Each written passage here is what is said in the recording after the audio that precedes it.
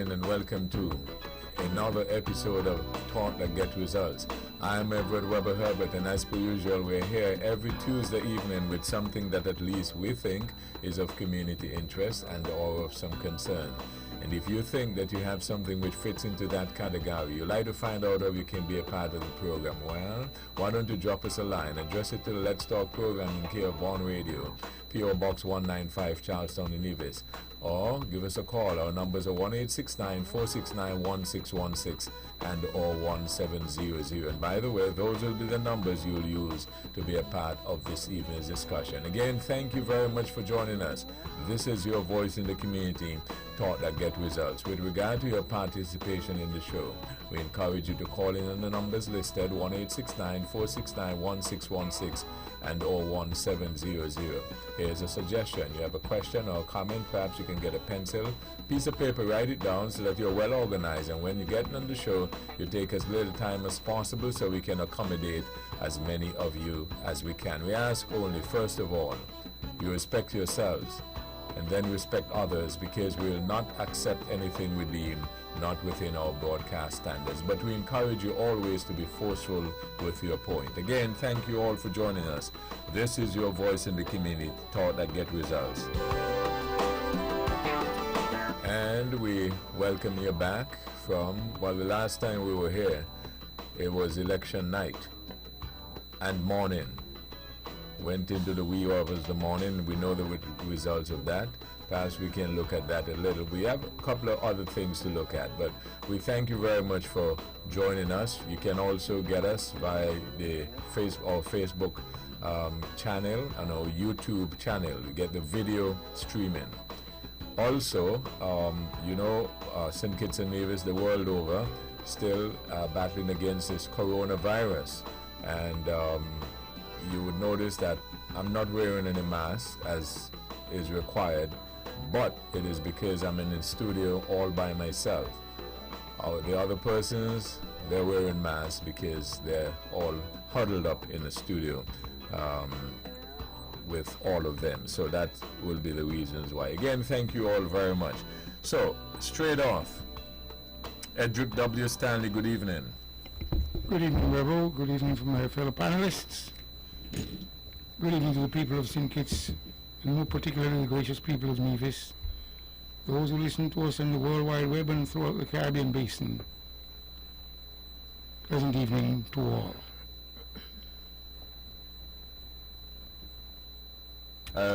Konrad Nile, good evening. Good evening, Webo, and a pleasant good evening to your hard-working staff here at Vaughan Radio, and to everyone in tune to this program. I welcome you back. It's been about 2 weeks, and of course, I know I've been getting a lot of feedback from the public. So, Webo, it's good to be here again, and I must say, I want to also greet the people in the precious name of Marcus Garvey, because recently I've been hearing that name being bantered about quite a bit, and of course I've been thinking about him all day today, and of course so I would like to say hail up to him and his followers and his philosophy. Webo, it's a pleasure to be here again discussing the issues affecting the people, and I look forward to a hearty discussion this evening. Dr. Patricia Bartlett, good evening. Good evening, Webo, and good evening for the invitation to join you. I know we have not been, well, I have not been here for a while, and I would like to just take this opportunity to say good evening and thanks to the people who have joined us via internet or whatever medium you have decided that you'll join us tonight. If I may, I would just like to say good evening to my cousins Sinwick Day in St. Kitts, and Carl in St. Martin, and Pam, Mr. Martin, over in the USVI, and of course my cousins, Errol Brown and Sonia.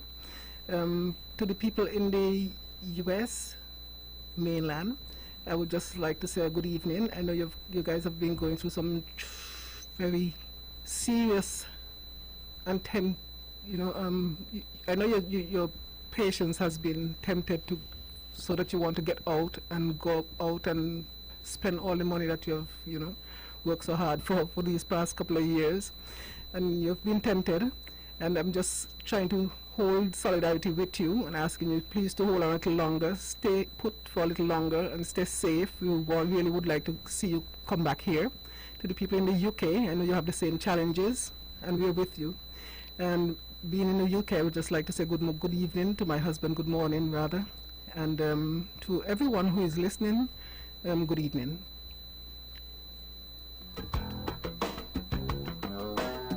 Dr. Patricia Bartlett, Konrad Nile, Edric W. Stanley. That's the panel here this evening. Again, we thank you very much. A little later on, your phone calls on 1-869-469-1616 and 01700. I got a couple of things that we like to look at. I know that you perhaps also will have a few things that you would like to look at as well.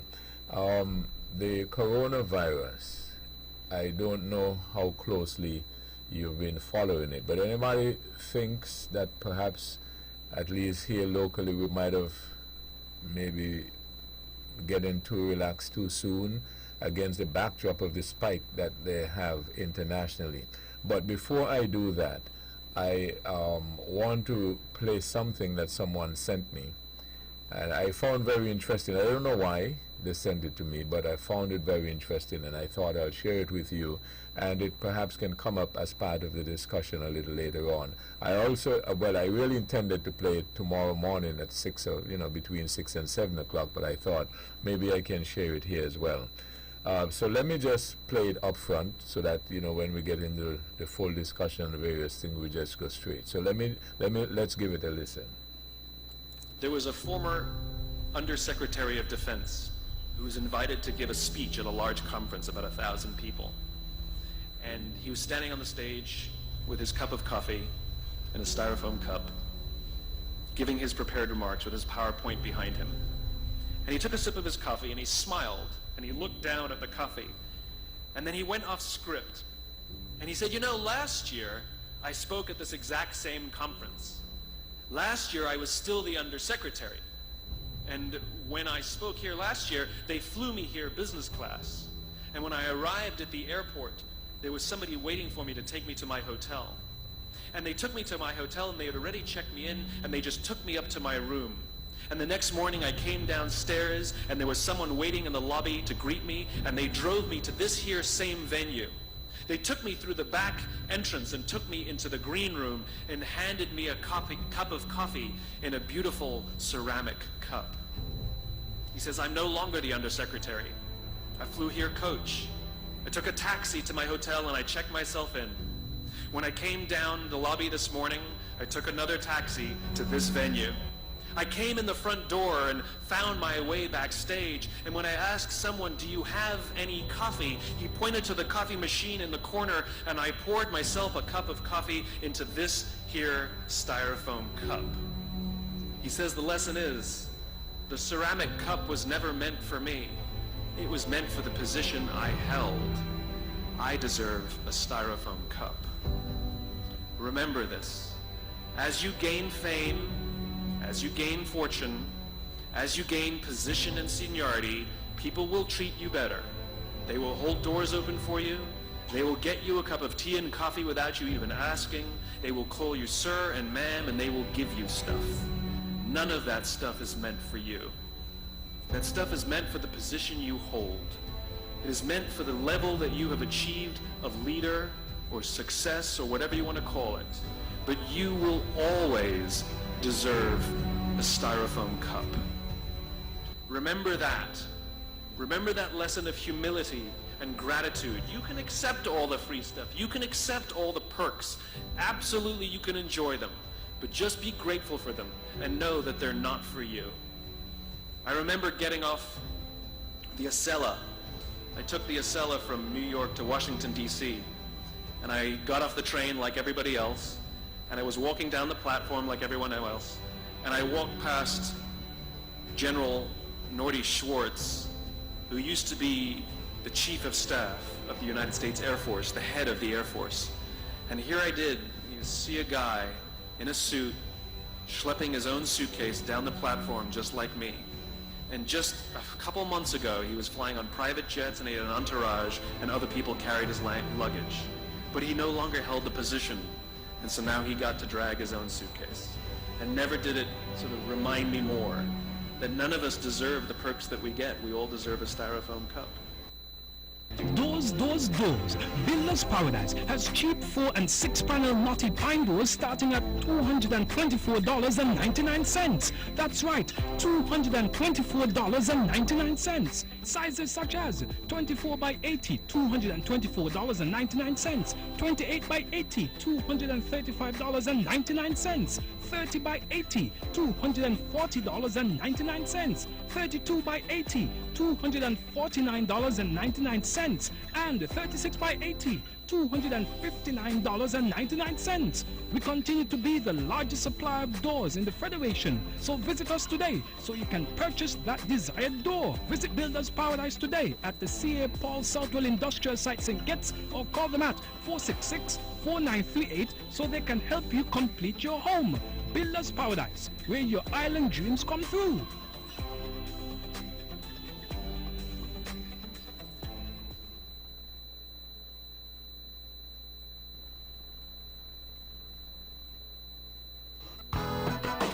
Back in this episode of Talk That Get Results with Dr. Patricia Bartlett, Konrad Nile Liebert, and Edric W. Stanley. So, what do you think? I would say that this probably reminds me of the office of the presidency and not the man who holds the office.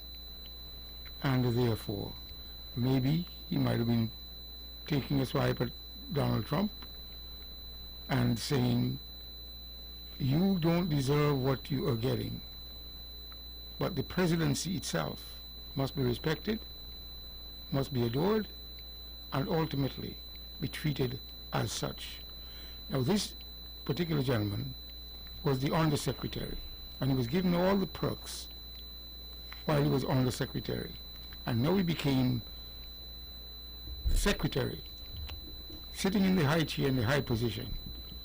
He, for some reason, had not been given, and therefore he had to schlep his own bags,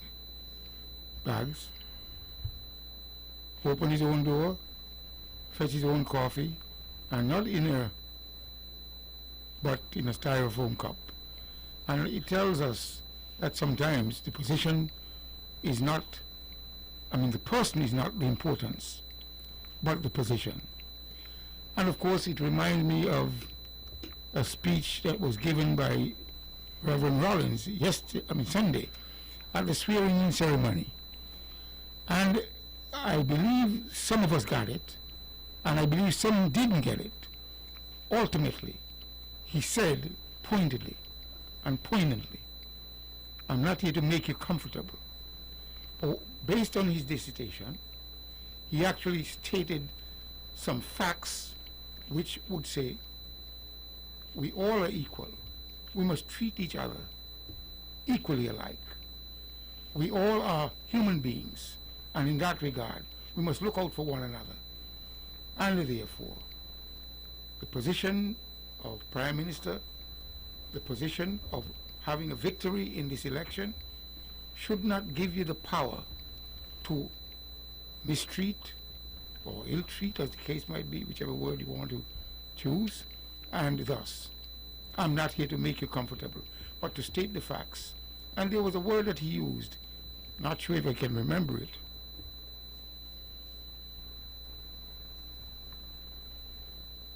I can't remember it. Ubuntu.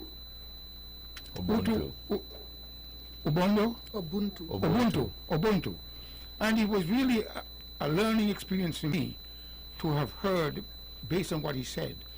And it does make a lot of sense. But I wonder if he was who thought of these ideas, was thinking about a utopian society. But when we truly look at how we treat one another, especially in our society currently. Ubuntu is not applicable, but he brought it to the fore to tell those who are at the helm of government, and not only to us here, but what's happening in the United States regarding black people being killed willy-nilly. We have to be our brother's keeper. We have to begin to do the things that are humane and thus look out for one another. The Undersecretary, of course, enjoyed the perks when he was in a low position, and thus, as he got to the higher position, he chose not to enjoy the perks, but to be as equal to everybody else. That is my take on it, Webo, for now. Naya, you got a view on it? Well, but it's such a mouthful that I'm still all turning up inside, but only one word I can write down on this piece of paper I have here, which is responsibility, because I think the question is, can we treat everyone the same without the perks? Would that be a better approach? Then one wouldn't fall from grace. But then I think responsibility brings importance, especially when we're dealing with people, you know, the political scene and humanity, and people are elevated by society to these positions of importance, and of course these people are treated with some kind of speciality. The question is whether or not that should be, knowing that sometimes that leads to unwanted circumstances, prejudice, and that type of looking down upon people. But Webo, I see a situation where it would always be like that. And it is important to realize that as an individual in high position, it is the position that really tunes the individual. And I think even though that individual leaves that position, he should be still tuned. And out of that, to me, comes a situation where maybe we should forget about the perks.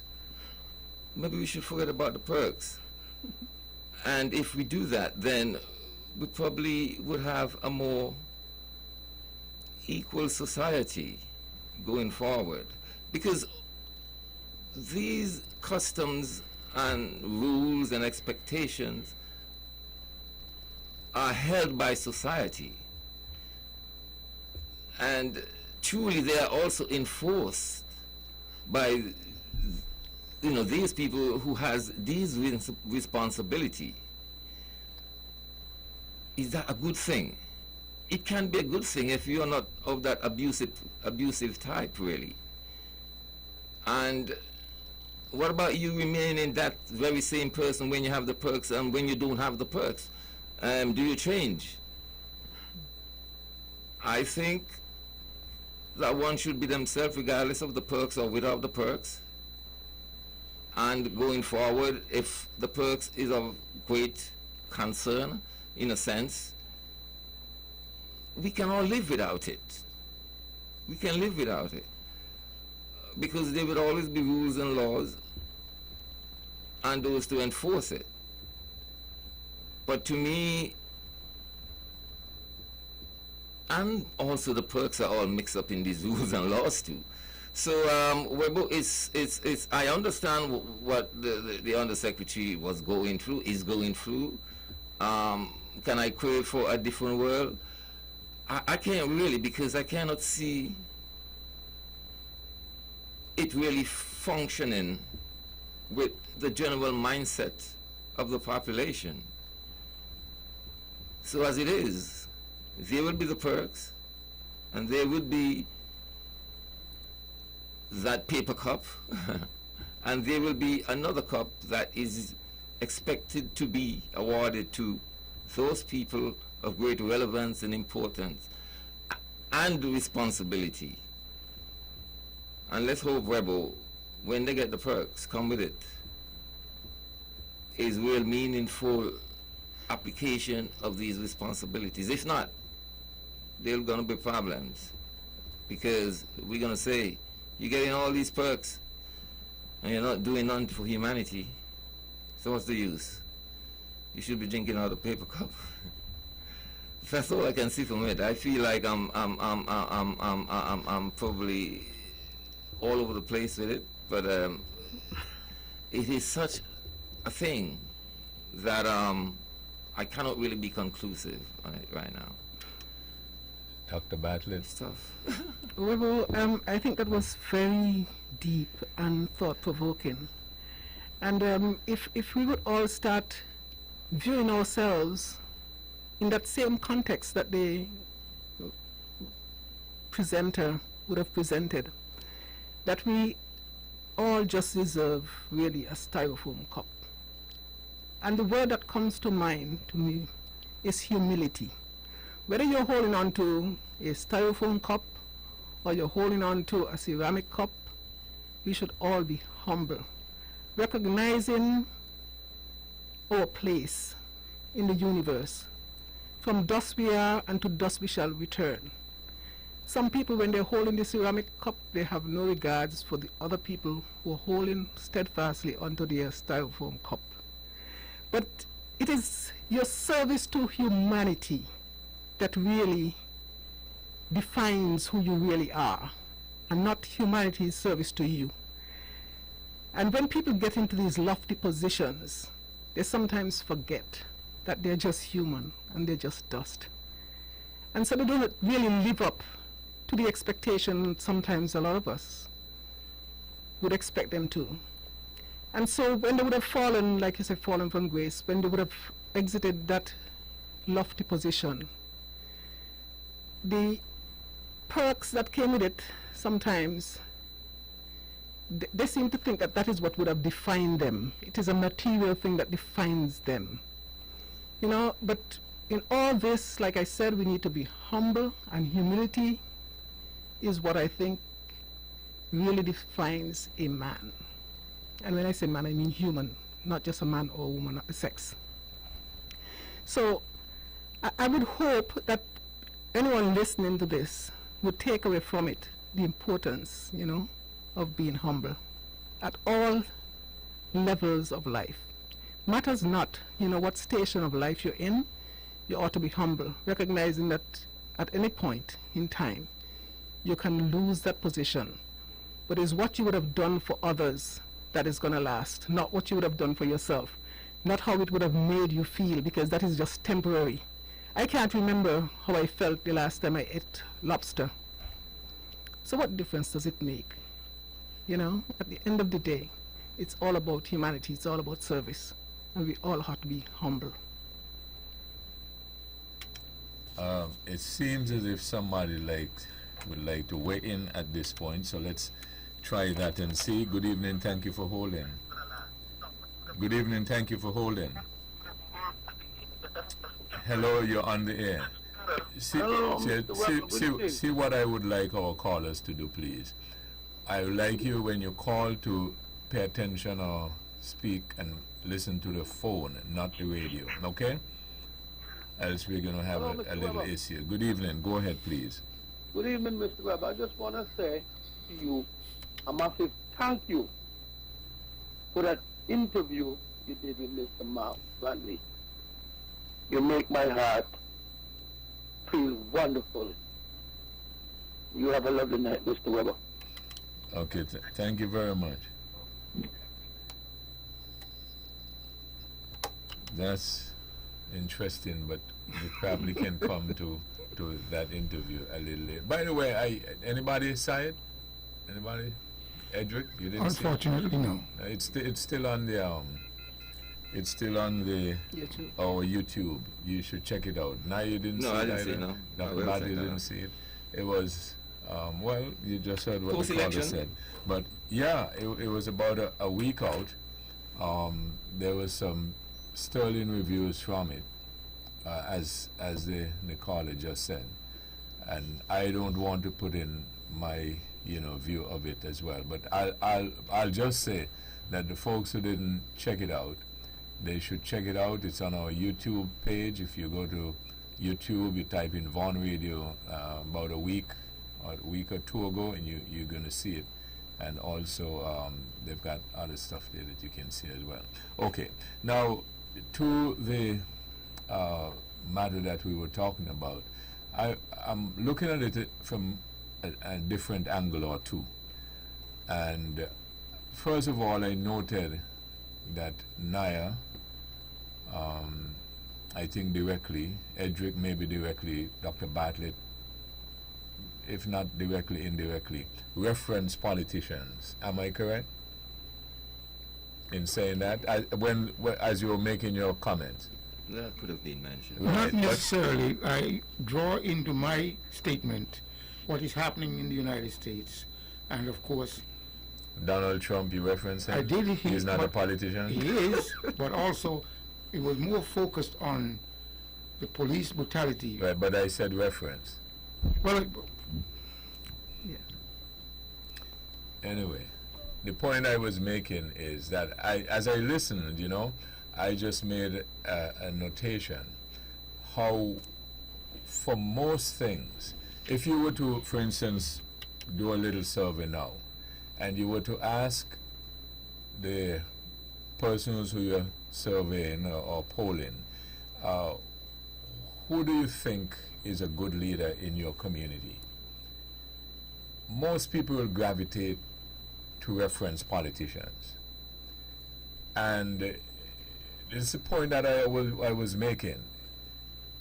A very small percentage, I think, will reference teachers and preachers and business managers, etc., scout leaders, boys brigade, girls brigade, etc. But it is something that subconsciously we seem to do. Now, I'm not saying it is right or wrong. It is just an observation. Now, in the other thing that I noted was that in the piece that the gentleman spoke, I questioned whether or not it is not maybe the way the society is structured. Naya kept referencing the perks, and I put a question mark and I put, well, how about we call it rewards? And ain't that what life is? That as you go to different heights of achievements and so on, what they do, they attach certain rewards to it, and that is the sort of incentive for people to get there. So I just wondered, how about if we look at it that way? Would it make a difference if we look at it as not so much perks but rewards, and understand or accept that that is the incentive for people to get from or want to go from one height to the other? That's number two. And number three, in reference to the fact that the person was not the undersecretary anymore, and so he didn't get this, the China Cup, and he had to go back to the Styrofoam Cup. What if the undersecretary, secretary, or whoever it is, were comfortable in both positions, and it was not a matter that, as somebody alluded to, they fell from grace, but they were disciplined enough to understand that I am here now, so I use the Styrofoam Cup because it is what is assigned, and I'm as happy as a lamb. Tomorrow I get to a different position with different responsibilities, and they bring a China Cup. So I utilize that, and I'm comfortable and as happy as a lamb. And then when I hold that position no more, and I go back, I'm still comfortable with my Styrofoam Cup. How about that? Yeah, but the thing, this is how I look at it. we should all be comfortable, irrespective of the position to which you might have been elected or appointed. You should be comfortable with your styrofoam cup. Having a ceramic cup just because you're in a certain position or having access to it doesn't mean that you have to use it. And sometimes when people start gravitating towards all the perks, as you call them, or the rewards, they forgot the purpose for which they were in that particular position. And I'm sure that most people who are elevated to this position are people who have been elevated there because there's an expectation of them to serve. But when they sometimes get to that position, some people start focusing on the rewards and forget the service. And I have a big problem with those kind of people. I am comfortable no matter what position. If I were to become POTUS tomorrow morning or tonight, I would not dispense with my, well, let me not say that I wouldn't dispense of, but I would not make it an issue if I were not offered a ceramic cup, because I understand my place in this world, and it is one of service. But when people get to the position where it is about self-esteem, and when self-esteem trumps the service that you're supposed to deliver, then of course you're going to want the ceramic cup. And you probably wouldn't want to go back to the same conference because you would then be reduced to holding a styrofoam cup. But to be fair, again, it is what we take away from it. Yes. And how we viewed it, because my view was he did not say that the undersecretary therefore was unhappy or sad or anything. He just made the observation that here he was. He now had to do his own booking, he had to carry his own stuff, etc., etc., etc. Yes. And I'm saying that I'm just trying to bring the other side of the issue, because I did note, Dr. Bartlett, to be fair, that you said some people. You didn't say all. And for all we know, it might be a small percentage of the people who behave that way.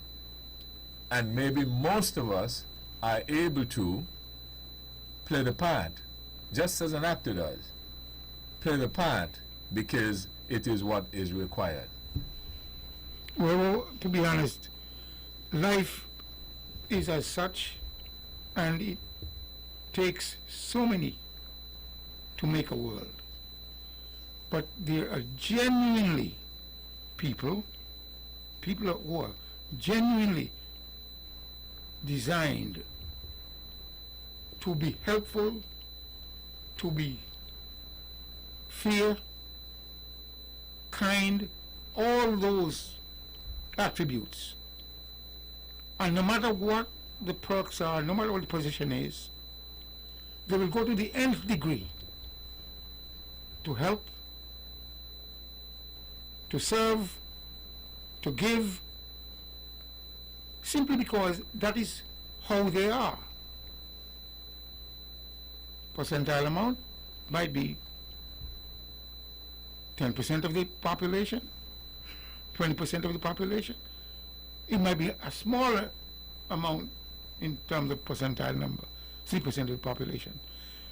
But we can look within ourselves and make a clear determination as to what category we fall into. While I lived in another jurisdiction,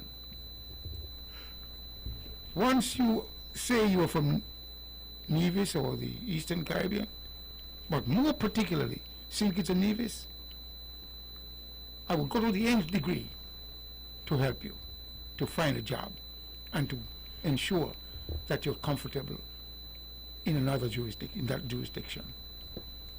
But it just didn't begin there. People used to tell me, oh, a little boy, like, come and climb a coconut tree here. But like I said, these are attributes that some of us have within us. We shouldn't change, no matter where we have aspired to in terms of that higher plateau. So you agree then with my take on it, that it may not, it can be that a person can well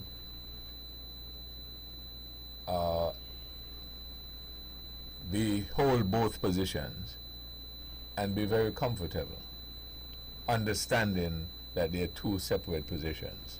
That's a person by design intellect. Okay, so and you said that that's a few of us.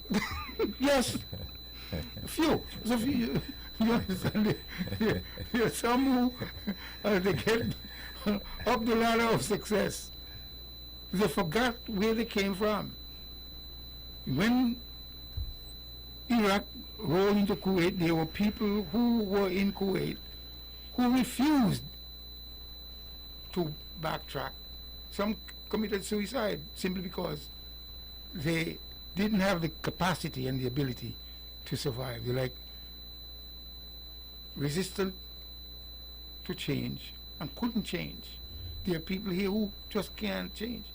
I can go to bed with a roast corn or go to bed hungry if, for whatever reason, circumstances change. And I sometimes would tell people, begin to look at all these things. You have this opportunity now, grasp it with both hands. Because you never know what's going to come along the pike. See what COVID-19 did to us? Mm-hmm. Suddenly, it turned the whole world, but more particularly, our society, 180 degrees. And we have to make adjustments. Okay, now that you have introduced that, maybe I can segue into that area and for the question that I asked earlier as to, with against the backdrop of the spike that is happening internationally in Brazil, in the United States, in Italy, in the UK and so on, some of it being attributed to the fact that they're now reopening up and persons are now gathering in large groups in bars, in restaurants and so on, and you're seeing the spikes, which they're saying is not even the second wave that they expected. Now, if we were to make the connect and ask ourselves in our own little situation here, notwithstanding the numbers that we have gotten over the past weeks and months, we are also slowly reopening up and so on. Here's the question. Are we doing it maybe a little too soon? Because when you look around, contrary to what the rules and the guidelines require, to a large degree we are not seeing the adherence. You say what, Dr. Bartlett? To that I say, I think it is reasonably safe for us to open up and to resume our activities, provided that we have the level of confidence in securing our borders, that people don't come here, we know nothing about them. If we indeed have a plan in place as it relates to the quarantine of individuals who are now being reintroduced to this, to Nevis, like the individuals who are abroad who want to come home, and we have a relatively safe enough plan, then I think that we can go ahead and guardedly, start opening up. However, I don't see us returning to receiving tourism the way we used to, or receiving tourists the way we used to. I think some measures would have to be put in place. We have to be serious about keeping the status quo. Right now we have no active cases, and we have to be serious about that. It's going to be a challenge, but we're going to have to be doing the requisite testing to be able to have that level of confidence. It's one thing to say that you don't have it, but once you start bringing people back, there's a high possibility or probability that you would bring the virus back. Just a couple of days ago, New Zealand would have been boasting that they were COVID-free as well, and just in a matter of a couple of hours, within 24 hours, 48 hours after they would have made a declaration, they already have positive cases again, which would have been cases that were imported. But we can't stay isolated indefinitely. So when we do open up, we must have a robust plan in place as to how we're going to go about securing what we would have fought so hard and so long, to maintain, which is to have our status as COVID-free, for as long as we have had it. It means that people are coming back, and I don't believe in this home quarantine. I really do not believe in it if we are serious about, guarding our position. People are just not as responsible as they ought to be, and they don't seem to think that they have a social contract with the rest of us when they come back and they hear you to do self-quarantine at home. People are still seen in town, seen in places of entertainment, and I don't think that is a very responsible thing to do. And since they've demonstrated that they're not as responsible for the rest of us, then I think that we ought to have a government-operated quarantine area, that when people come in, if we require 14-day quarantine or whatever period of time it is, coupled with testing, I think that is where we ought to go. But I right now I don't know why I'm wearing a mask, or if it is that we don't have COVID-19 here, I don't understand why I'm wearing a mask, and Naya has one and Stanley has one. That doesn't make any sense to me. We're either COVID-free and we're operating and we loosen up these things, but once we open the borders, I do understand the challenges can come with that. But the borders are still closed, and who out stay out and who in stay in, I just don't see the justification for having me and Naya here recircling, our... But you see that part of that statement you just made might be part of the confusion, though. I don't know whether or not anybody or any of the authorities have stated that we do not have COVID-19 here. I don't think that is Yes, so we have no active cases. Right, well, we have no active cases, but it does not mean that this is not present. It means that, because remember that at a point when there were 3 cases, there were 3 known cases, and then by the next day there might have been 4. So it doesn't mean that that 4th case was not here while the 3 were here. It means that it was just uncovered. Non-detected. Right. So I think that perhaps we need to focus on that and clarify it, because I think people are going away with the idea that it is not present. And that is why I believe a lot of folks are refusing to wear the mask. They're refusing to do the social distancing, because they're thinking, well, it is not here. We're afraid of it. So I believe that, and I do hear the authorities really and truly trying to make that difference. But it is in the category of what do you call it? A positive or something like, what do you call it? Asymptomatic? Yes. Yeah. Because if you're asymptomatic based on that category, it simply means that you don't know you have it. Right. But ultimately. And we don't know who have it. Right. And you can spread it. Yes. Not knowing that you have it. Well, the WHO said something different now. They say you can't spread it if you're asymptomatic. I don't know where they're going with that. We have to follow lazily what the experts are saying, and to lazily focus on containing those who would come to our shores. Here's the other question along that same line. Then, is it a better idea, you think, to have continue on this path in terms of the curfew and everything, and take that extra caution, rather than, should we uncover a few more cases, than to go back to the lockdown? Because that's one of the debates they're having internationally now, because now they had reopened some of the states and so on, and they now have to go back now to close them down, and they're having a more difficult time. But they were warned. This second time around. But they were warned by the expert. They were warned that if you unlock too quickly, there would be a spike. But that's why I'm asking, No. in our own situation, what do you think?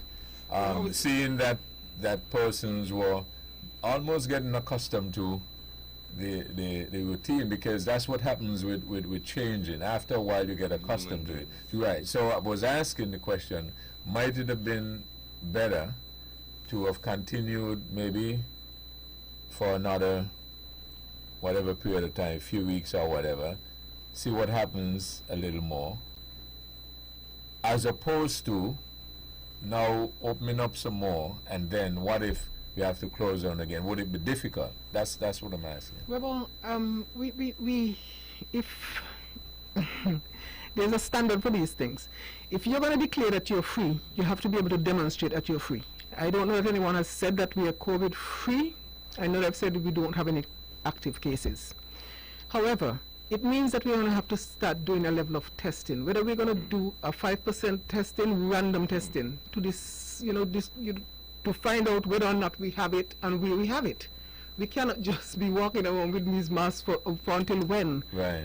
You know, I mean, we can be saying, okay, then maybe we had, and it is not likely that we've been spreading it and we don't have any cases, because at least 5% of the people who do get the virus is, are likely to end up in the hospital. So you're suggesting, Dr. Bartlett, having now no known cases, perhaps we should go ahead now for this period and do some random tests. We have to. Yeah, okay. We have to. All right, just let me take that's this. Just let me take this. Good evening. Thank you for holding.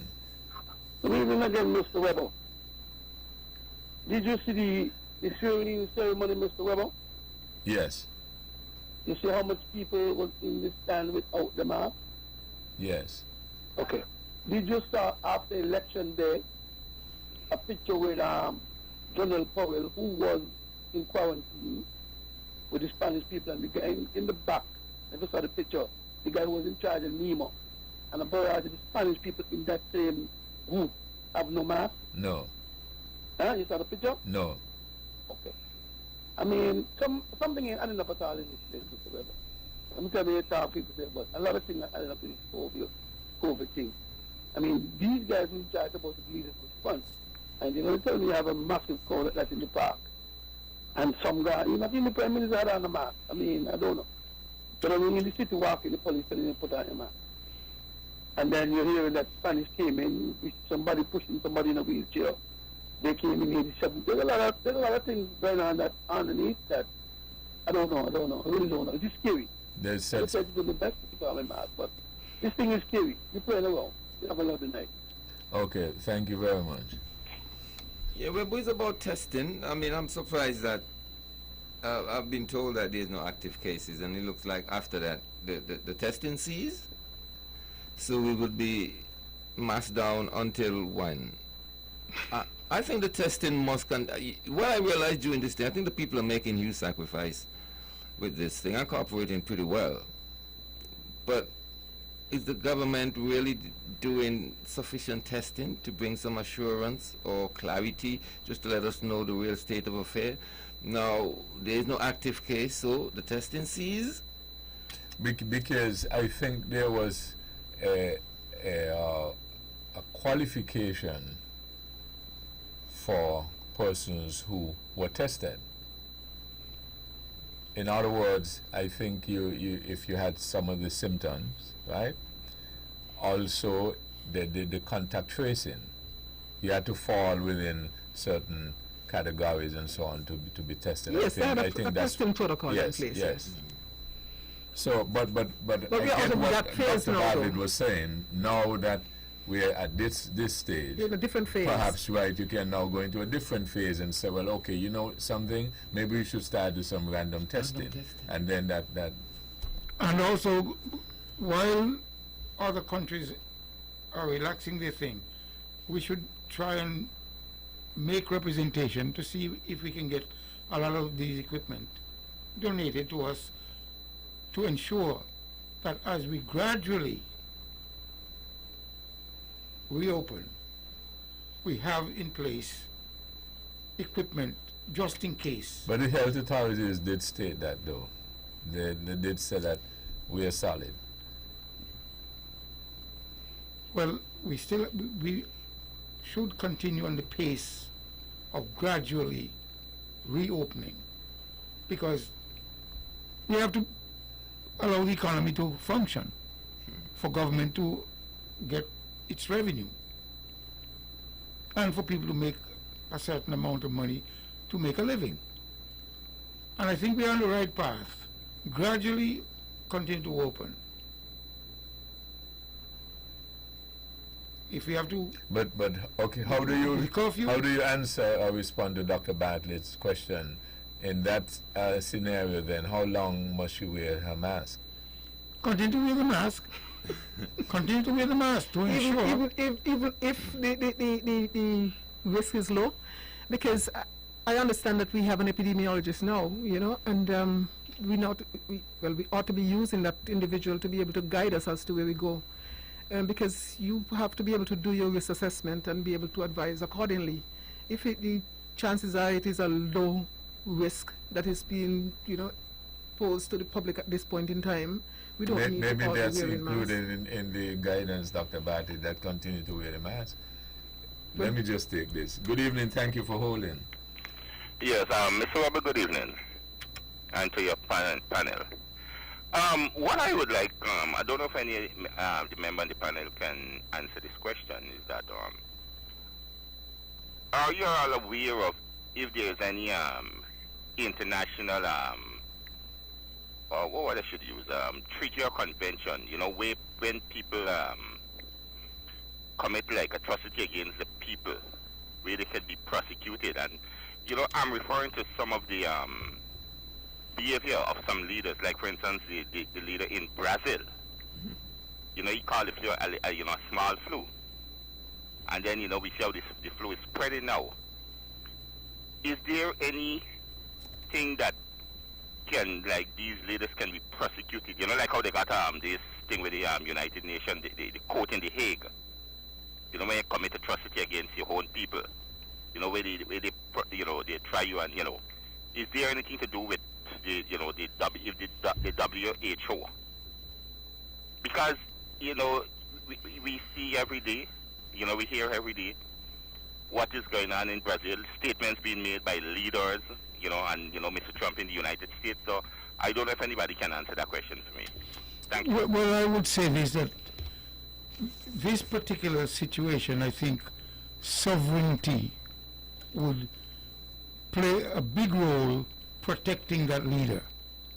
If it were war games, you're involved in war, civil war, and you actually decide to kill a lot of your people without justification, then that's a different category.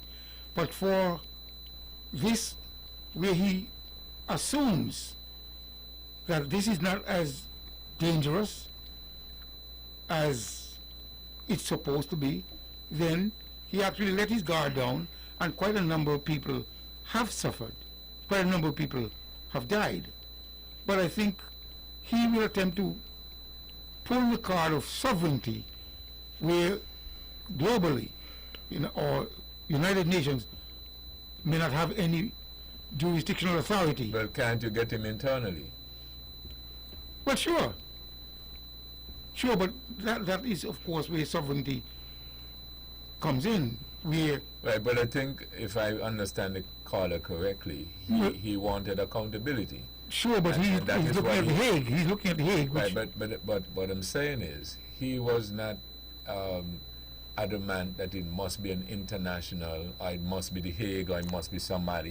He wanted accountability, so he was wondering, can it not be done somehow? How about so that's why I put in the question. Yeah, but he did in all fairness to Stanley, he did say some international organization. I think he was hoping there would be some outside intervention. Right, he did say that, but what I'm saying is my interpretation is that he wants justice. Yes, so his poll numbers are going down, you know. Bolsonaro, whatever his name is, his poll numbers are going down, and therefore, once he gets unpopular, the people would have the upper hand to try him. So that's the only way, if his poll numbers go down? Well, no, that is one barometer by which you can measure. Because Right. if he remains popular with a certain amount of power from that popularity, he would resist. But if his poll numbers go down, where he loses popularity, then the people would have the upper hand with reference to call for some measure, some punitive measure, based on the decisions that he made. I see. Well, I understand what the caller is, trying, to get at. But I don't know that there's a code for ignorance.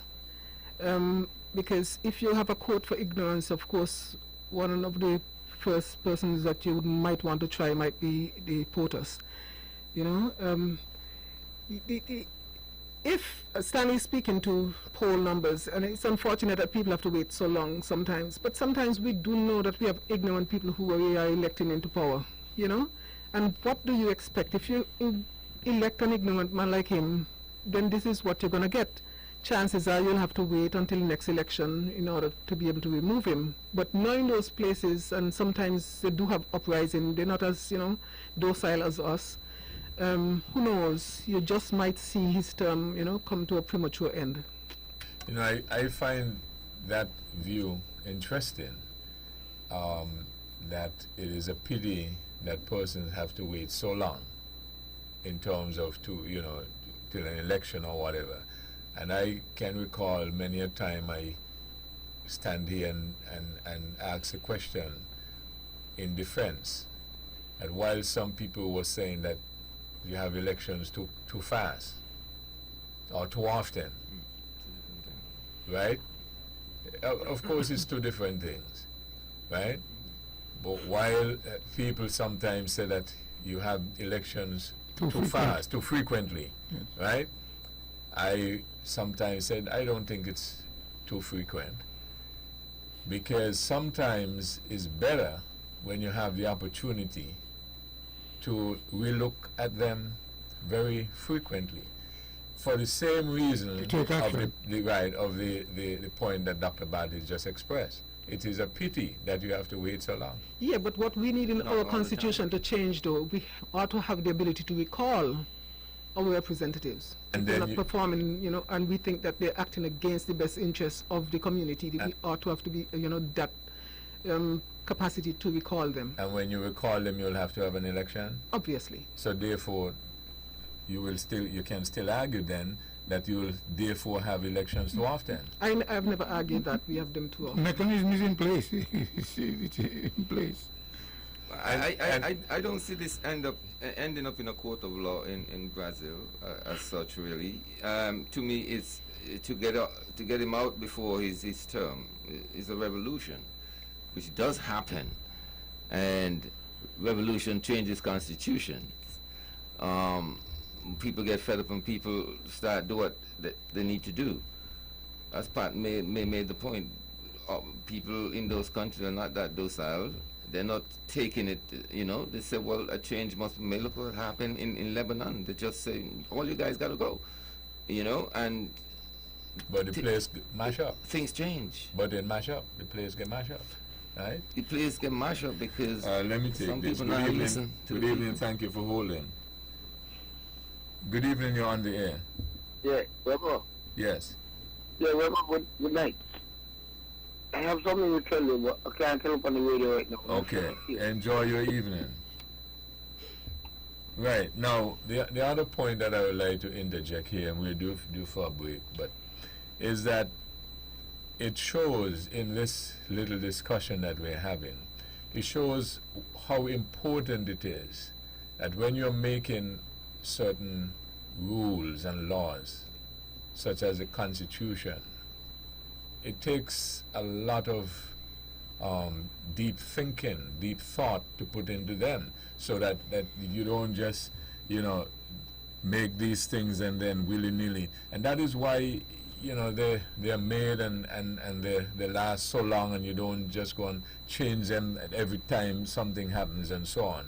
And, I think it's important that we got to this part of the discussion, because sometimes, every time something happens, people say they should change this, they should change that, because, and I had to tell somebody the other day in a discussion, you ever notice that they don't put people's names in constitutions and so on and so forth? Because these things are not personal. Good evening, thank you for holding. Good evening. Yes, Mr. Weber, good evening again. Yes. As the panel was saying, in terms of its popularity is down,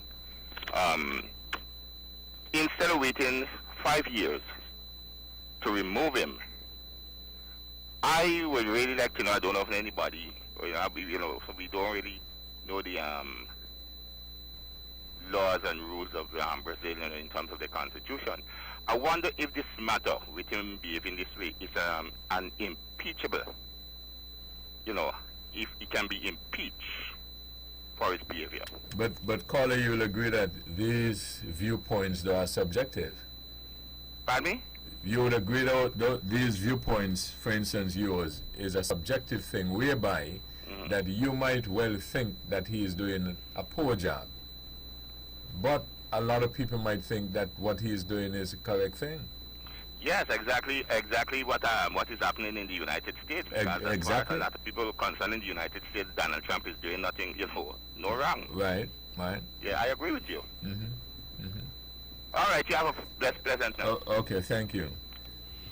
Well, Okay, let me just get this break. This is Thought That Get Results. Edward W. Stanley, Konrad Nile, Dr. Patricia Bartlett. Your phone calls on 1-869-469-1616-1700 when we come back after these. Doors. Builder's Paradise has cheap 4 and 6 panel knotty pine doors starting at $224.99. That's right, $224.99. Sizes such as 24 by 80, $224.99. 28 by 80, $235.99. 30 by 80, $240.99. 32 by 80, $249.99. And 36 by 80, $259.99. We continue to be the largest supplier of doors in the Federation, so visit us today so you can purchase that desired door. Visit Builders Paradise today at the C.A. Paul Southwell Industrial Site St. Kitts, or call them at 466-4938 so they can help you complete your home. Builders Paradise, where your island dreams come through. With all the power from the tower, this is the powerhouse of the Eastern Caribbean, VON Radio, from the Federation of St. Kitts and Nevis. Back on this episode of Thought That Get Results. I got a number of things on my list. I guess some folks want to go to relook at the June 5th elections, the results. Oh, sure, it's in the cards and it is on the table. It's current. What are some lessons learned from it? Well, I would say that the former Prime Minister passed his time for exit. He should have exited and exalted himself into a bigger position as a guider, motivator, provider, organizer, and turn the leadership over to one of his young lieutenants. Which one? I would have said turn it over to Congress Maynard, but at the same time not being able to retain his seat because of the thoroughbred that was placed to run against him. So you would have given some bad advice. No, I'm saying to you, don't misunderstand me. Timing. I'm trying to understand you. Timing is critical, and there are times when nothing happens before its time. But what happened in this regard? The people, Timothy Harris, Prime Minister, Akila Byron Nisbet, parliamentarian, Congress Maynard, former parliamentarian, but before he was a parliamentarian. But these are three people who in fact have come up under the tutelage of the former Prime Minister. And if you were to understand the dynamics, the people's Labour Party was no accident. You're deliberately disconnecting, No, right? well, you want to be disconnected, Webo. Let me just take this. Good evening, thank you for holding. You want to be disconnected. Good evening, you're on the air. Good evening, you're on the air. Yeah, hello, what is this? John Markson? No, this is Thought That Get Results.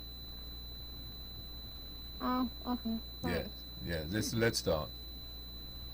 Yes, go ahead, Mr. Stanley. So, in that regard, these are three people, and like I said, it was no accident that the People's Labour Party was named that way. And ultimately, had he turned the leadership over to Prime Minister Harris while he was a parliamentarian, he might have been able to save this dilemma. This leaking. I don't. Well, I'm saying to you. Try to reconnect me, because you have to reconnect yourself. Okay, let me try to do that. You are telling me that the former Prime Minister, Dr. Douglas, ought to have turned over the leadership to one such as Conway Maynard. Am I correct? I'm going good so far? In terms of what you were saying? That's now, but prior to now. You see what I'm saying? So you... Prior to now. Go ahead, Bravo. You will reconnect yourself, but I will help you. You have to see the writing on the wall. Did you say that in terms of saving himself and going out in a magnanimous way, the former Prime Minister, Dr. Douglas, ought to have turned over the leadership to one such as Conway Maynard? Quite so. Okay. Where does the fact that he should have turned it over to Dr. Harris come in? Dr. Harris abandoned the ship and eventually now took the leadership. And ultimately, the People's Labour Party, it was no accident that that name has been coined. I don't get it. So at what point he should have turned it over to Conway Maynard? We had 5 years.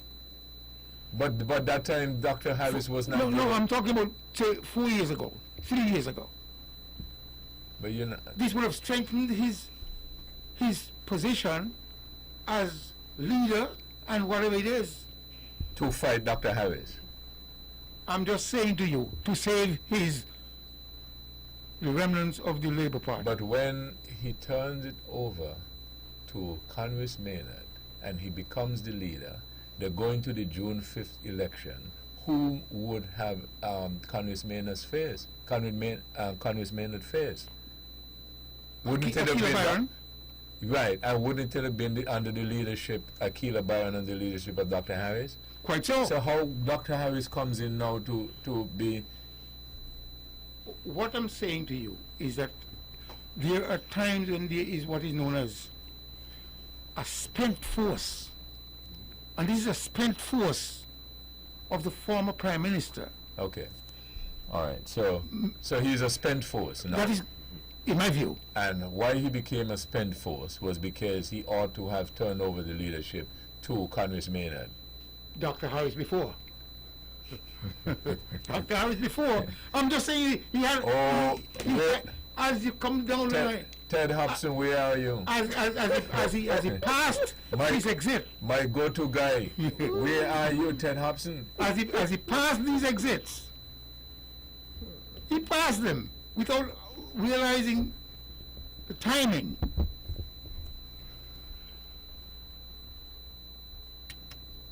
I'm at the point where I should bail you out, right? And No. You're not bailing me out, Webo. So I'm saying to you, you have an organization. You want to save your organization. But you want to remain at the helm of your organization until it has been dwindled to 2 seats. You remember that they had... So he ought to have done what? So let's be clear. Turned the leadership over to Dr. Harris long time ago. And he would have saved his organization and party. Okay. He didn't. Or turn it over to Conway Maynard. As time progressed. Okay, so he did not turn it over to Dr. Harris, right? So this election was against Dr. Harris. You're saying that he therefore missed that opportunity and he should have turned it over to, let's say, Congress Maynard. Quite so. But in retrospect now, you realize that Congress Maynard lost. Well, he lost, obviously. Right. And had he turned it, work with me, had he turned it over to him before he lost, he might have well won. You have to be very mindful of the timetable. That's what I'm asking. You just don't wait until the die is cast for his departure to... Had he turned it over before the elections? Way before the election, Weber. So it is fair to conclude, based on your argument, that part of the reason why Congress Maynard lost is because Dr. Douglas did not turn over the leadership to him way before the election. Yes. I got you. What else you observe? Well, we have a Harvard and an Oxford. Two graduates from the top schools. Of course, Cambridge is a little higher than Oxford, but anyway, we have two. That's his opinion. Oxford and Harvard. And I understood that they were attempting to look at one of the prize positions of these two graduates. But you can't give it to the Harvard and leave out the Oxford. And therefore the Oxford with the experience had to trump the Harvard. And as a result, the Harvard retains that position. And as those of us who have acted on stage or even danced on stage, and you see the choreography on stage You on used to Sunday. dance on stage, no? Oh, I did. On Sunday, it was quite poignant when the hands were shaken.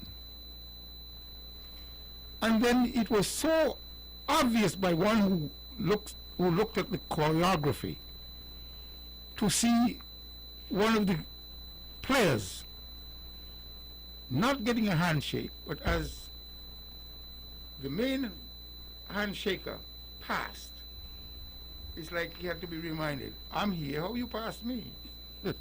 But he went on to shake the other hands. It was quite poignant, but you have to have a bird's eye view and to have picked that up. But it was a message that was sent. The die is already cast. And I'm glad that we retain the foreign ministry. Where I might have more to say later on. But it was quite interesting.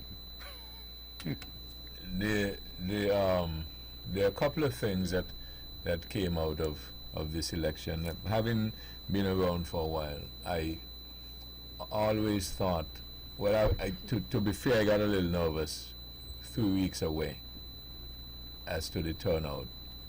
But then, as I mentioned earlier, the people in the end did not disappoint. So the turnout was okay.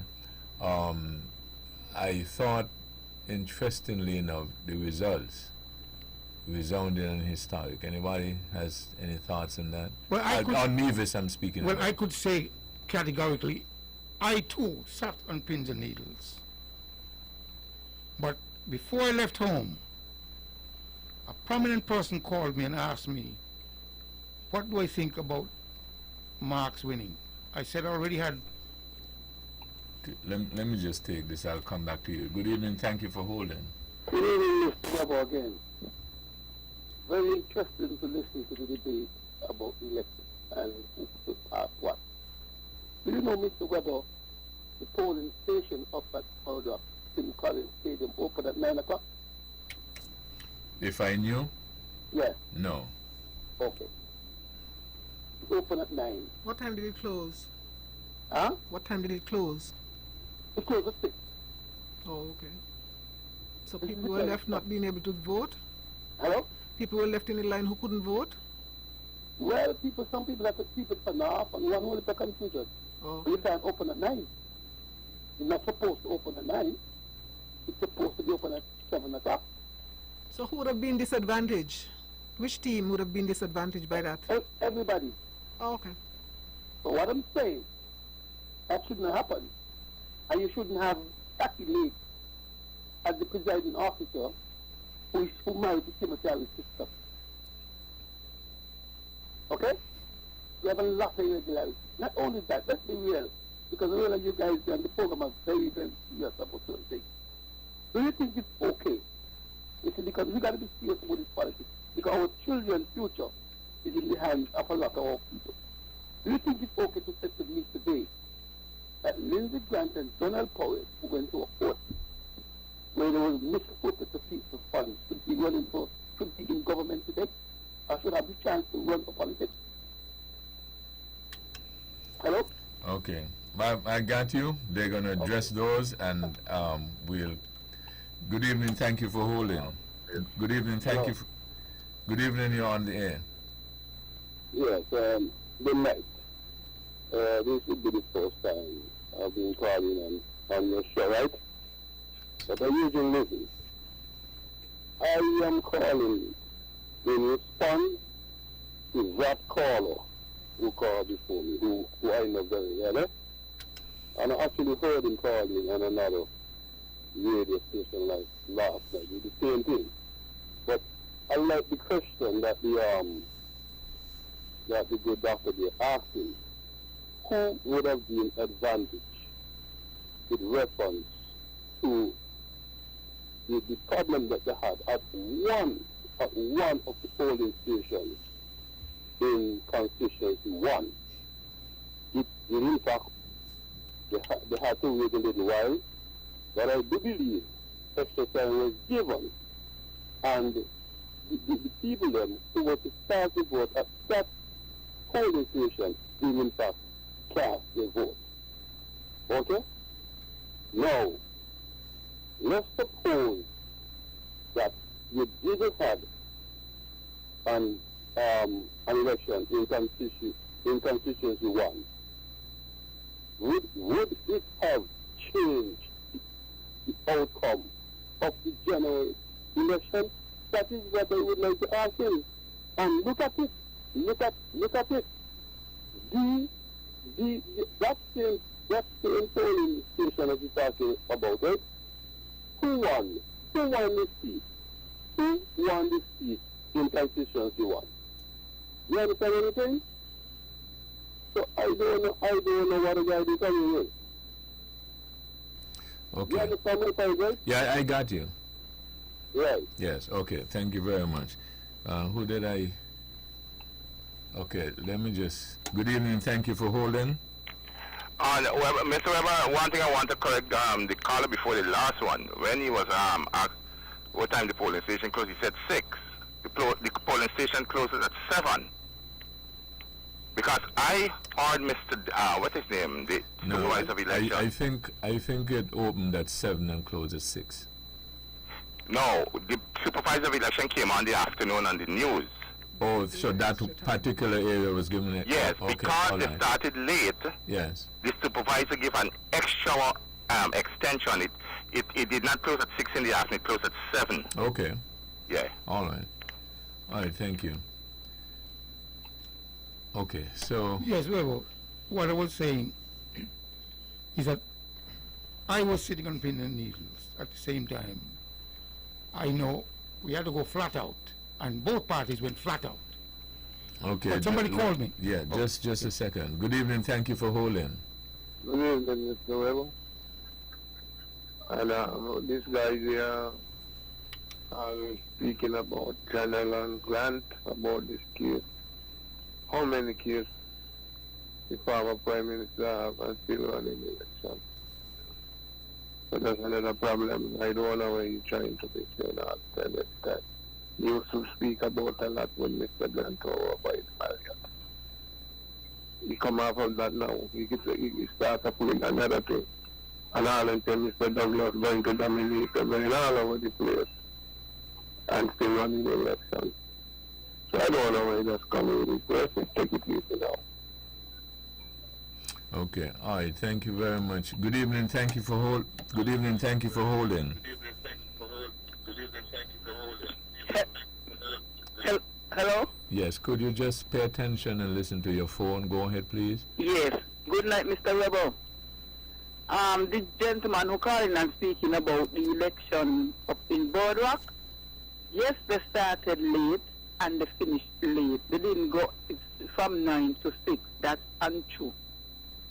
Okay. It's not true. They All do right. not think. Yes, But always want to be criticizing and always finding fault. Even he find fault with Mr. Brantley. But it's like nobody's paying no attention, so he like a bouncing ball round and round the place. So he leave me leaders them alone. Okay. Let them alone. Allow me government. I'm from St. Kitts. Thank you very much, Mr. Weber, for listening to me. All right. Thank you. Have a good evening. Yeah, you too. Yes. Yes, Rebel. So as I was saying, a prominent caller called and asked, how you think Mr. Brantley will he the seat? I said, I've already had confirmation that General Mark Brantley has been returned as the elected leader of St. John District, St. John, St. Paul. Yeah, good evening. Thank you for holding. Mr. Rebel, I don't come here with the right, I come with the fact. We're talking about principle. Principle. This government said before they came into power on the principle. Listen again, principle. If I'm lying, you get in jail. Yeah, but okay. Let me do this. So you said that the polls opened at 9. Open at 9 and it closed at 6. Okay. So work with me. Work with me. Right. We have other callers who said that the polls opened at 9. Dr. Bartlett confirmed that she heard the supervisor giving an extra hour because of that till 7 o'clock, right? So work with me. Yes.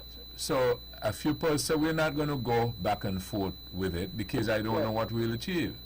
Okay. We got the point that you made. The other callers said that. So we take it for what it is, right? Do your investigation tomorrow, Mr. Weber. So okay. So if you're concluding what? So if you're saying work with me, if you're saying I must do some investigations, yeah. If I were to find that it opened at 9 and they were correct that it closed at 7, then what? Then it is what it is, but no, it didn't close at 7. Right. And then if I work with me, yeah. And then if I were to find that it opened at 9 and it closed at 6, then what? I'll write all along the line. You're right or you're wrong. And then so we settle that issue. Yes. Okay. I'll find out. What I'm saying to Mr. Weber, Yes. the electoral up there had no call opening at 7. I don't know how we could have supposed wrong and it's been wrong. Because last election, you can recall, the count was late. And remember the big argument. You know, so when they finished counting these things this year, Minister stepped in the night. Again, I'm saying to Mr. Weber, let's talk about in the village. I live in the village. Let them tell you how much money was standard in this community. Let them tell you why the Let who tell me? The same callers. Why the bank manager... So they know? I remember Mr. Weber, just because they know everything I'm saying to you. Let them tell you why the bank manager was in this community every minute meeting with youngsters. Yeah, but you see, the truth about it though is that I know you by not, personally. I know you were the one who offered us that trip to see the World Cup games, right? Yeah. Yeah, so I know you by that. We are good friends. Correct? It's a serious incident. It's a serious incident. Oh, so that time you were just joking with me? No, I don't joke, Mr. Weber. So I'm telling you of my knowledge of you to just, and you tell me that this thing is serious, implying that other thing was joking. No, I don't joke, Mr. Weber. So then, so that all I was saying is in my form of identification of you, connecting you to when you invited us to the World Cup. Mm-hmm. So that's, you're the person. Yes. Right. So and then you know me as well, because I know you listen, and we appreciate that. Right? Yeah. And you know that once something is not going anywhere, you know, I'm not there. I hear you. Okay, so let's go to another call, okay? No problem, Mr. Webb. Yes.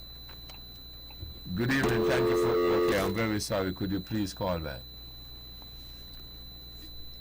Yes, Rebel. Yeah, Mr. Stanley, go ahead quickly Yes. with the point that you're making. Like I said, a call and ask how Mr. Can Brandt we was don't go back to doing. the beginning? Okay. And therefore I told them that Colonel Mark Brantley has been re-elected. Do you know, based on communication, Nebuchadnezzar consulted the astrologers. Ronald Reagan. Why don't we do this? Well, listen, I'm finished. I'm almost finished. Why don't we do this? Let's take this caller and get your thoughts organized. I'm organized. Good evening, Hello. thank you for holding. Hello. Good evening, you're on the air. Good evening. I'm calling again to ask you not to let that guy call and make an allegation and the radio station cannot substantiate. Okay? He's very about his party's luck, but he has 60 months to cool himself. 60 months. Yeah. Oh, okay. All right, thank you. Stanley. Yes, Rebel. There are ways for you to communicate, and in that communication, I got confirmation. And when I came here, I said it, and I said that the deputy leader of the St. Kitts Nevis Labour Party, Honorable Liburd, the lady, she's going to lose a seat. That was confirmation before the votes were completely counted. And as a result, before we got the end, we were able to announce that Team Unity would be at the helm of government again, right from the mics of One Radio. So, to be honest, we all were not sure as to what the voters were going to do, because it has been stated that CCM cannot win an election unless votes come from the outside. But it's been proven to be quite untrue. But what I'm saying to you is that there are ways that we can communicate and get adjudication. Webo. Okay. Now you want... Yes, but I can't follow Mr. Stanley and his communications. With all these knowledge Mr. Stanley had before the counting, you know. If I were to tell you, you would disagree. So we are now dealing with a very special person. There are people in the world that you just don't understand. If I were to tell you, they are special. huh? They're probably special people. If I were to tell you that Nebuchadnezzar had to go to Daniel to get the interpretation of a dream. If I were to tell you certain things, maybe not on the ear. But you know, Webo, I got no surprise from the results of the election. I said earlier o'clock when we were here on that night that I think Team Unity would have returned to government. I want to congratulate Mr. Jeffers on that sweeping victory. I think that's in some way historic. I'm not sure if I can recall that the St. Thomas, that constituency under the federal did ever fell to the CCM. Neither federal nor local. Aye. And I think his portfolio is very heavy, you know. As agriculture minister for the federation, quite heavy. I've been told over and over again he's like the workhorse of the CCM group. And of course, since the COVID-19, agriculture has been put in a special, place in the minds of the central authorities, because they're thinking about now more so food. What do you call that now? Security. Food security, which is very important because we see what's happening globally with the COVID-19. So Mr. Jeffers has quite a handful, and so let's see how that would turn out. I have no doubt that he will be a hard worker too, trying to meet the needs and demands and expectations of the people, not just of Nevis, of St. Kitts. And I wanted to say to the Minister of Environment, my classmate, Mr. Eric, that he also have a lot to do. I know environment seems to fall under health here in Nevis, but I suppose he's going to be the General Minister of Environment, and I think that includes the cleaning up of these places. And of course, environment and global concern is a major thing. It's not like back then when Premier Daniel got the Minister of Environment and people thought it was a joke. I think that portfolio is very, very, very important and relevant in these days. So I think the Nevisian group was well shared in terms of Mark remaining, so I think we got what we wanted in Parliament, and now we are expecting to get what is required as time goes on, in terms of ministers making good their position for the people of the Federation, and in particular the people of Nevis. The people of Nevis, I'm happy that Mark retained that position. I didn't really want him to get anything more heavy and more, because I think Nevis needed undivided attention. Let's see how unity in agriculture will play out. The portfolio is very interesting because, I mean, that area is huge in St. Kitts, it's huge in Nevis. And let's see how that combination can be made and make a success of it all. We might just come together closer in terms of agriculture destiny, in agriculture policy, not just in food, but in livestock and so forth. So it's been good. It's been a good thing. We are just now looking at the way forward and how we can have our island brought up to standard that we can feel more a sister island of St. Kitts and nothing less. And so I look forward to those days in a big way. Well, Rebo, I didn't have any horse in the race, and I just observed and I was just listening for the most part. What I was a little bit disappointed in was the polling of the electorate as it relates to the issues. On the one hand, and I think I would have made the point when I was here on the night of the elections, when the count was being done. On the one hand, you heard people who were agitating, trying to give Unity a hard time, suggesting that maybe they had not, fulfilled their mandate, in that they had not delivered on the promises that they would have made relative to the good governance agenda that they would have laid out, for the people.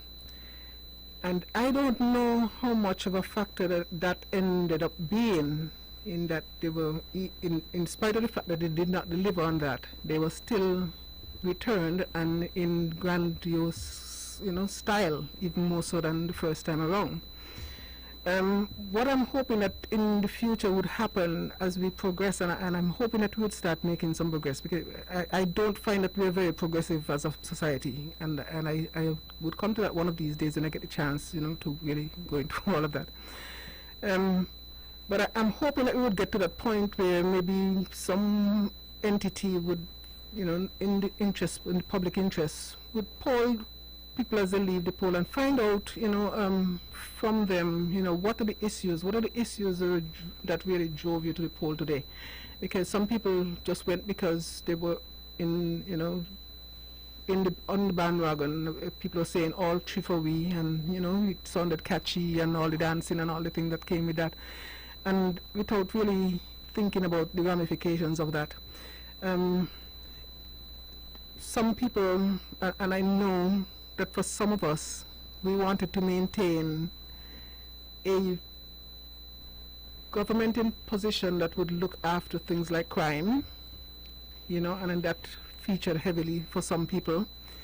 And for various reasons, people would have been at the poll. So I hope, that when the politicians start considering why people came out, they didn't think that it was all necessarily about them. Naya spoke today, and let me take the opportunity again to congratulate all those who would have won their seat. But Naya spoke to the appointment, or the that is an appointment, yes, of Mr. Jeffers to the position in St. Kitts as the minister responsible for agriculture. And I'm hoping that through this, I really can't see how it would work, really. But I'm hoping that out of it, we would at least be able to foster some kind of collaboration between the two administrations. We know that the Constitution gives us, exclusive right to do what we will feel like as it relates to agriculture over here. We don't necessarily have to fall in step with, what St. Kitts is doing. And there are instances of that we would have gone over, different ways, because we have different interests, we have different visions, we have a different vision for agriculture in Nevis as it relates to, albeit that, we want food security. That is what we all want. Dr. Bartlett, can I interrupt you and I'll get back to you? Good evening, thank you for holding. Yeah, good night, Mr. Weber. I'm good night to the audience. And good night to your guests on the program. One of the things that we have to look at in this election is also the relationship between St. Kitts and Nevis, As it's important to have not heard any one of the guests here talk about that factor in terms of the results of the election in going forward.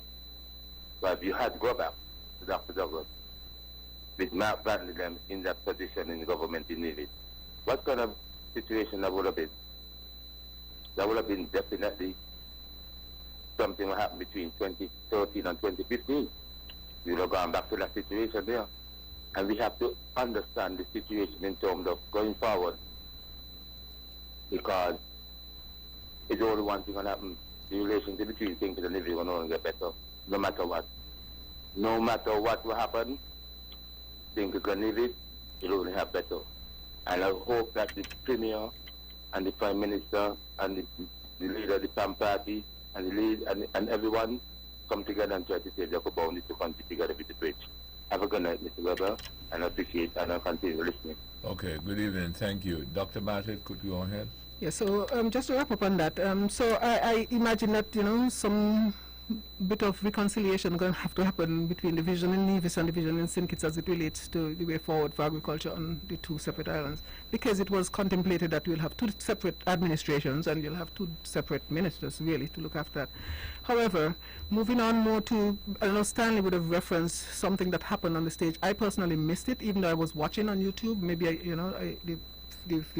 I missed what Stanley referenced earlier about, the dynamics on stage.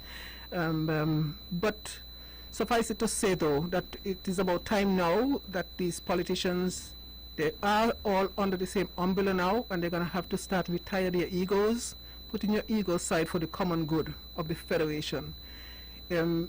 Really, I wasn't there, but I could feel some amount of tension, and I would imagine coming out of everybody trying to negotiate and jostle for position, that there would be some, rifts there that, at some point, but we're going to have adults. Okay. And we can't go forward with a dysfunctional, group of representatives. So we're going to have to sort that out. Good evening, thank you for, okay, I'm very sorry. Could you just call back? I was trying to get that in. Okay,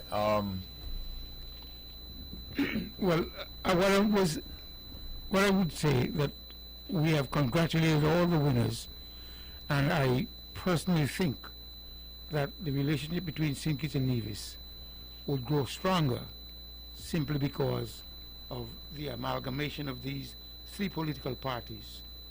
And in that regard, if they can't see the pluses that have been brought forward, well, they do see the pluses that have been brought forward, and they must continue.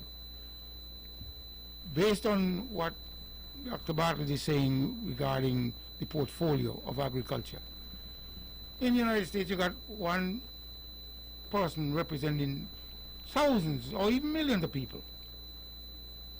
And I will say that Jeffers has the capacity and the intellect to draw the type of people to him to help him to function in this ministry. And I don't see the weight that you people are talking about.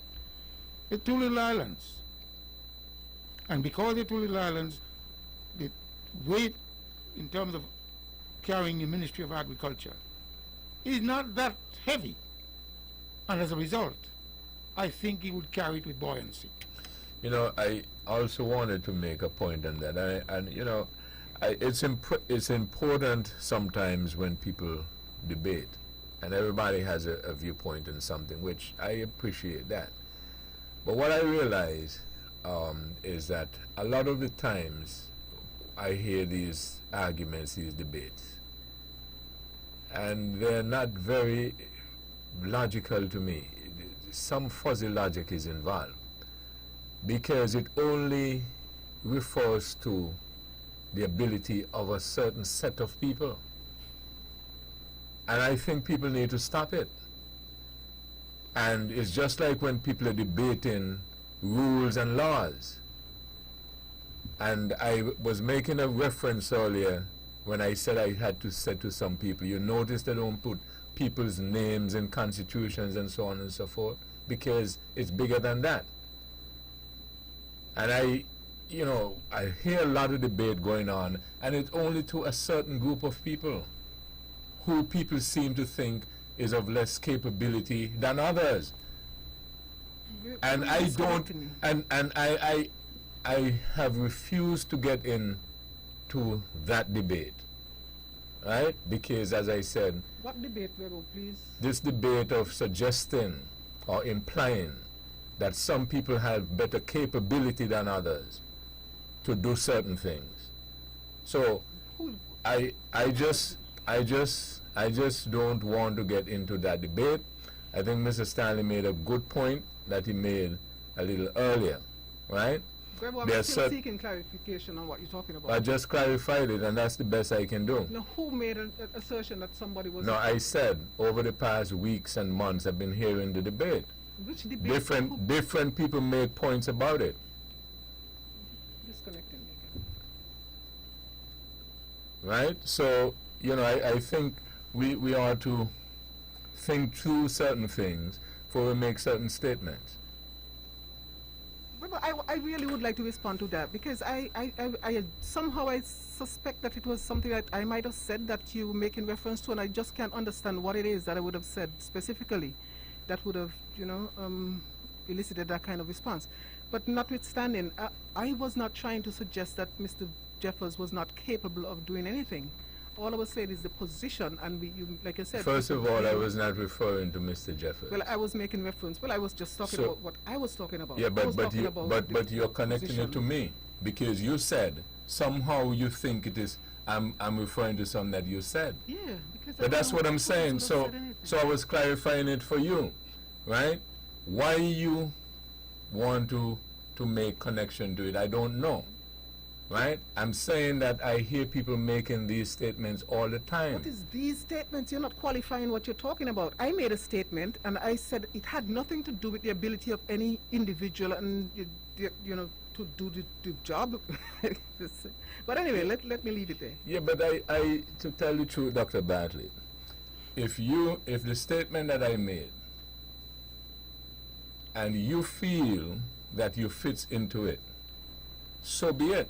But I'm saying... I feel I don't, and so I wanted so clarity. So you because but you I said... would have spoken just before you did, but like I said, let me leave it there. But you say you don't, and I got you. So you need not worry about it. And if there are 25, 100, 1,000 people listening, and they may have made statements, and they feel that they fit into it, then so be it again. And furthermore, if you know that it doesn't fit you, don't worry about it. Right, Edric? Quite so. Where's Ted when I need Quite him? so. Quite so.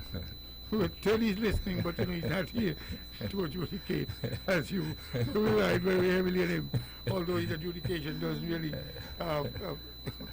Because faze me. I miss him. I would have gone and said, Ted, am I good or not? Okay, good evening. Good evening. Thank you for holding. Yeah. Hey, Sister Bartlett. Sister Bartlett, watch that. The best man make a mistake, right? So, say sorry. Okay, have a good evening. Okay, before we roll out of here, I wanted also to mention today is the 16th, tomorrow is the 17th. What is the next day, Edric? The 18th. And what does that mean? Well, sometimes we lose some of our marbles. I think you're losing some, but that's why you have me. That means it's the anniversary of Von Radio, 32nd. And Praise the Lord. you know we always got something interesting. So I want to announce that what we've been finding out, because the past few years, and you have requested us to do more of that, Edric, that we play some of the programming of yesteryear. And one of the things that we found the very first newscast that we did, the evening news, the 30 minutes. And we thought it was pretty interesting. We're going to play that back on the 8th, on Thursday. For the entire first half, we're going to do the evening news for an hour. So the first half hour, it will be the full first newscast. That was on December 1st, 1995. It's interesting. You'll see who debuted it. You'll hear some of the stories. You'll hear some of the comments and so on and so forth. And then we're going to have the regular newscast at 6:30. So on Thursday, you'll get a full hour of the evening news. And then the next day, we have also from that same ceremony, we've had, maybe you might hear yourself, Edric, who knows? We've had expectations people were giving. They were saying, listen, this is what I expect from Von for the news. And then the news team, they're doing a good job. They're doing some work and they're tracking down some of those persons. They're saying, this is what you said then of your expectation. What do you say now? Right? So, the news team, they're working on that. And I think that's going to be exciting as well. Also, I found that what we used to do with this Let's Talk program at the beginning of every year, we used to give you the highlights of the yesteryear. So we found a tape of 1996 where we highlighted the big moments of 1995. Those were monstrous. I could tell you there was a fellow, rest his soul, named Kuba Asigai. He was a militant fellow who was in St. Kitts during that 1993 confusion. He passed away lately, rest his soul. But I interviewed him, and he came back from England. He was living in England amid some turmoil with a newspaper clipping saying he was a wanted man in England, and I confronted him on that and so on. So it was very interesting for that tumultuous year, including hurricanes. Yeah, a lot of firepower, A lot of firepower. Dr. Douglas was in it, and he was fiery at those days. And so we've got... still fiery. Yes.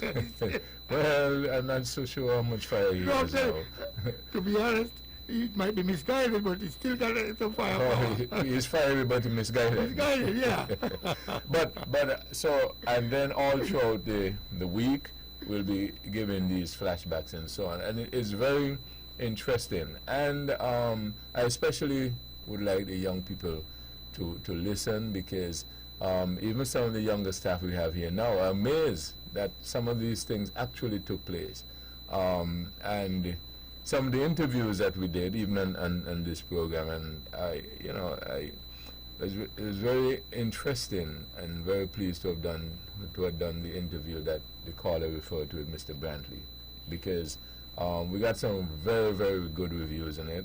We think that we held his feet to the fire, and Mr. Brantley, he is something else. I don't want to evaluate it. I encourage people to go and listen. And I think that some folks have told me that one way or the other, following that interview, they made a decision about voting for him or not for him.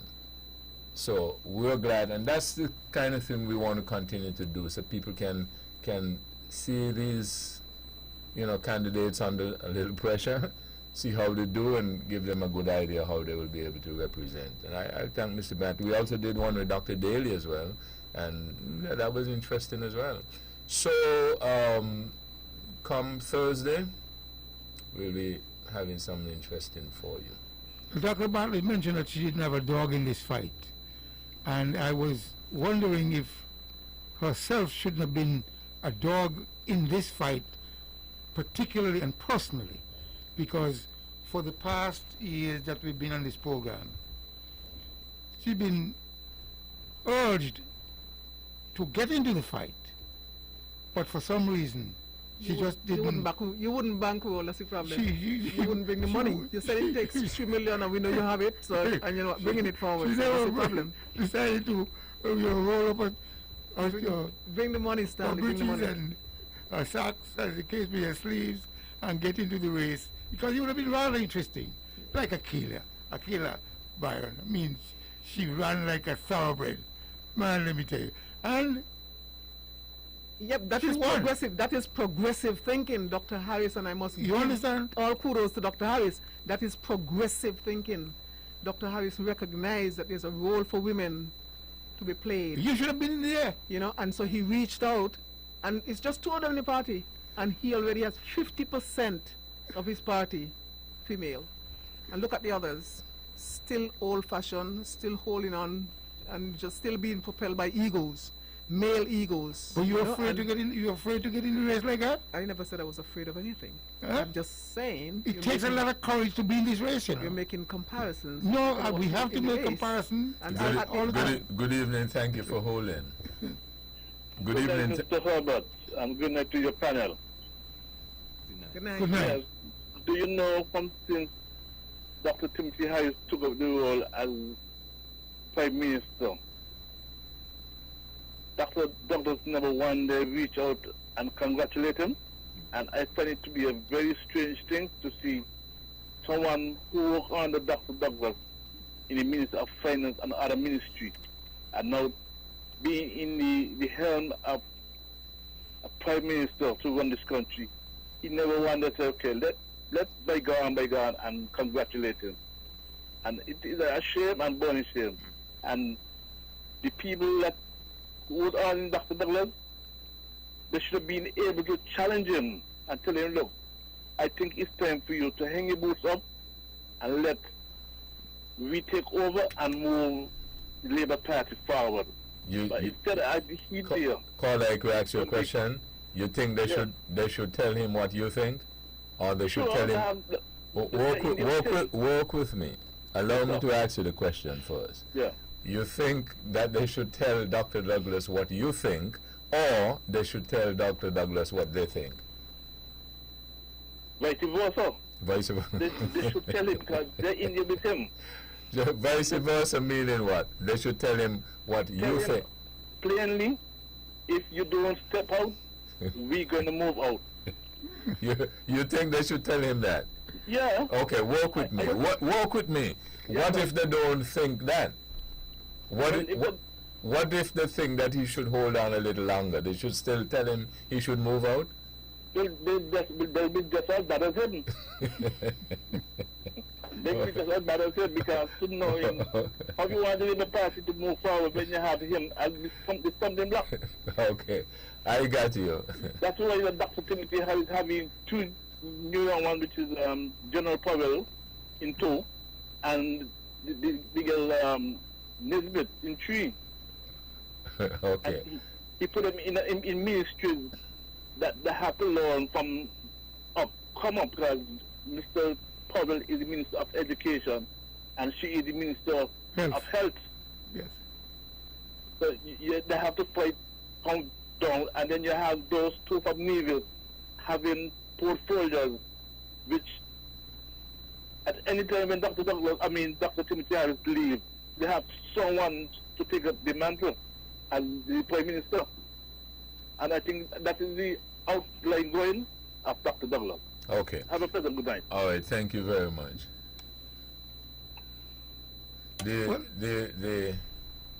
The party, yeah, go ahead, Dr. Edric. Well, it was rather interesting when I heard a clip. Okay, let me accommodate this caller. Thank you for holding. Go ahead, please.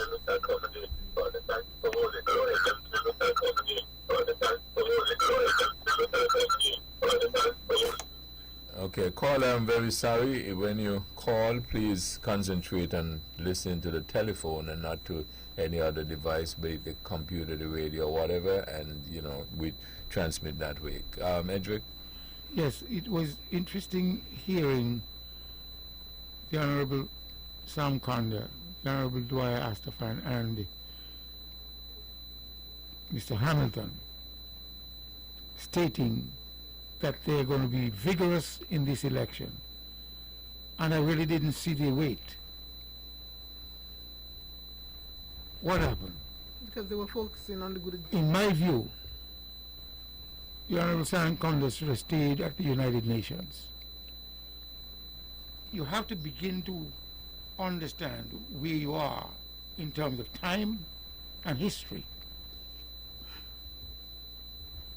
In my view, he served the nation well. But at this last hurrah, he decided to jump ship and go back where he was. Miscalculation, a massive miscalculation. As a result, spent force. Didn't work. You know, talking about history as well, we're rolling a lot of things into one. And I promise that maybe going forward we'll try and see for the help, you know, help of the younger persons, whether we can bring back some of the stuff that we had covered. Because one of the things I noticed as well, that a lot of things, I think Dr. Bartlett referred to it earlier, a lot of somebody that we have not really advanced a lot, because a lot of the things that we've done 20, 25 years ago, and what we're still debating at this point, and we haven't advanced. Because when I play, and especially younger folks on the staff, when I play the tapes, when they listen to some of the tapes of the debates that we had, it's almost as if it's the contemporary debate. Yep, we're not progressive. Not very. We it's like we left off the argument this week, and we continue and we stay the same place, and those are facts, you know. So we have to try and see whether or not we can think. But anyway, I was making the point that Edric, I called Edric the other day. A lot of persons did not know that Edric ran in 1995 in Gingerland on an NRP ticket. Quite so. I mean, you know, and a lot of people didn't know that Nile ran as well. You know, that was a curveball they threw me. Boy, let me tell you, this game, I love this game, you know. But I'm glad that... You love the curveball that they threw you? Oh, sure. I played it well. I played it well. What do you mean you played it well? You did not win. No. What do you mean you played it well? Winning is not all, you know. Okay, so what do you mean you did not, and that you played it well? I participated, and eventually the numbers were there, still there. What do you mean the numbers were there? Well, somebody was arguing with me. I told them no, but I didn't go inside the numbers. They told me that Bijan got more votes than you. Maybe I didn't really check his... But that's funny, Edric. No, Once you're going to say maybe, the person is probably right. Weber, they might be right. So he did get more votes than you? I got 216. I don't know how many he got. So if he got more than 216, then he actually... But you got more than Springate? Yeah, I believe so. So what I'm saying... that was a fact. Yeah, what I'm saying to you is that they trick you into coming aboard. They told you that Vance was easy to beat. No! They did not tell you Vance was never easy to beat. But they told you that, Edric. Huh? You told me they told you that. No, well, I couldn't tell you that. Okay, so Vance was not easy to beat. No. So how did they trick you? You go to Gingerland, you're going to get your face buzz up, but you come back to St. John, you run in St. John in your district. That was the trick. Oh, that's what they told you? Yeah. Oh, okay, and then what? They couldn't recognize him after the bus please. When time came, sure enough, they put Dr. Liebert. Dr. Liebert ran. So is Dr. Bartlett right? No, Figuratively. After the bus race, they put the recognition was still there. You understand? Anyway, that's a good light way to end the program. This program repeats tomorrow at 10 o'clock following the VON News Minute. Join the Honorable Mark Brantley tomorrow evening at 8 o'clock for On the Mark. Thank you all again for joining us. This is your voice in the community. Talk that get results. You all have a wonderful evening.